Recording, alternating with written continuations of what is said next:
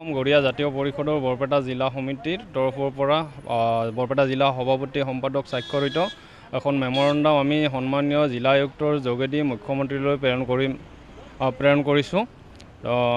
আমাৰ এই মেমৰেণ্ডাম পঠিওৱাৰ উদ্দেশ্য হৈছে গড়িয়া জনগোষ্ঠীটো বিভিন্ন দিশত আমাৰ পিছ পৰি আছে, বিভিন্ন দিশত বঞ্চিত হৈ আছে। এই সমগ্ৰ কথাখিনি উল্লেখ কৰি আমি মুখ্যমন্ত্ৰী মহোদয়লৈ মেমৰেণ্ডামখন পঠিওৱাৰ ব্যৱস্থা কৰিছোঁ। আৰু যোৱা 2021 চনতে মুখ্যমন্ত্ৰী মহোদয়ে এই গড়িয়া জনগোষ্ঠী বা অন্যান্য খিলঞ্জীয়া জনগোষ্ঠীখিনিৰ বিভিন্ন সমস্যা সমাধানৰ সংজ্ঞা আৱিষ্কাৰৰ অৰ্থে তেখেতে 7খনকৈ উপসমিতি গঠন কৰিছিল। আৰু এই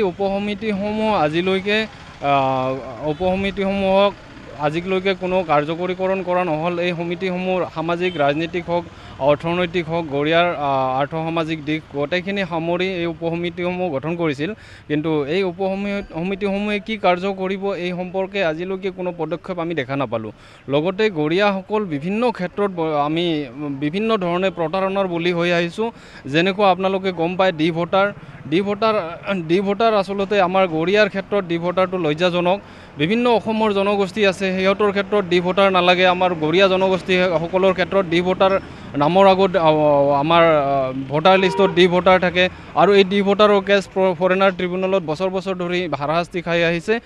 এই ক্ষেত্ৰত আপোনালোকে চাব বিভিন্ন জনগোষ্ঠী আছে। আজি কিছুদিন আগতে মুখ্যমন্ত্ৰী মহোদয়ে ঘোষণা কৰিছে যে অসমৰ খিলঞ্জীয়া জনগোষ্ঠীসমূহৰ ক্ষেত্ৰত নাগৰিকত্বক লৈ যিবিলাক কেছ ইতিমধ্যে চলি আছে সেই কেছবোৰ উঠাই লোৱাৰ কাৰণে ব্যৱস্থা কৰিছে। কিন্তু তাৰ সেই নামখিনিৰ যিখিনি জনগোষ্ঠী আছে সেই জনগোষ্ঠীখিনিৰ নামৰ মাজত কিন্তু গড়িয়াৰ নামটো নাই।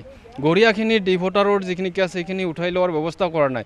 আচলতে এয়া আচলতে আমাৰ অকল ইছলাম ধৰ্মাৱলম্বী হোৱাৰ কাৰণে গড়িয়াখিনিক এনেধৰণে বঞ্চিত কৰি অহা হৈছে নেকি? আৰু সমস্যা অকল যে ডি ভোটাৰক লৈ সমস্যা, তেনেকুৱা সমস্যা নহয়।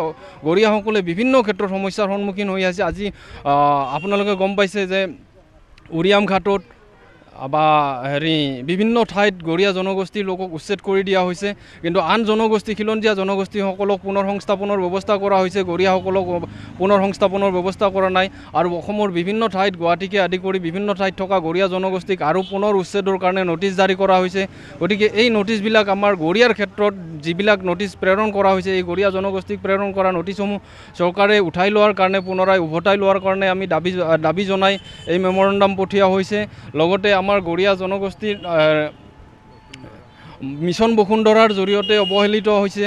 আজি অসমত যিমান থলুৱা জনগোষ্ঠী আছে এই জনগোষ্ঠীসমূহক যিবিলাক লেণ্ডলেছ মানুহ আছে এই লেণ্ডলেছ মানুহখিনিক ভূমি পট্টা দিয়াৰ ব্যৱস্থা কৰিছে। কিন্তু আমি দেখা পাইছোঁ গড়িয়াসকল মিছন বসুন্ধৰাৰ জৰিয়তেও বাদ পৰি ৰৈছে।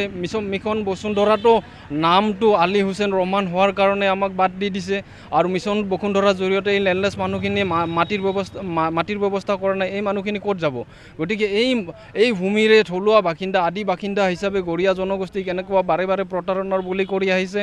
লগতে আপোনালোকে গম পায় গড়িয়াৰ ছ'চিঅ' ইকনমিক ছাৰ্ভেৰ কাৰণে চৰকাৰে ব্যৱস্থা ঘোষণা কৰিছিল। কিন্তু আজিলৈকে ছ'চিঅ' ইকনমিক ছাৰ্ভে গড়িয়াৰ কাৰণে নহ'ল।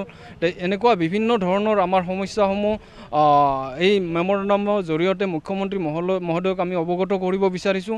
আৰু বাৰে এই জনগোষ্ঠীটোক যাতে প্ৰতাৰণাৰ লক্ষ্য বা এই জনগোষ্ঠীটোক মানে অকল ইছলাম ধৰ্মাৱলম্বী হোৱাৰ কাৰণে লক্ষ্য হিচাপে নলয়, তাৰ কাৰণে অনুৰোধ জনাই আমি দাবী সম্বলিত এই স্মাৰকপত্ৰ মুখ্যমন্ত্ৰী মহোদয়লৈ আমি সন্মানীয় জিলা আয়ুক্তৰ জৰিয়তে প্ৰেৰণ কৰিছোঁ।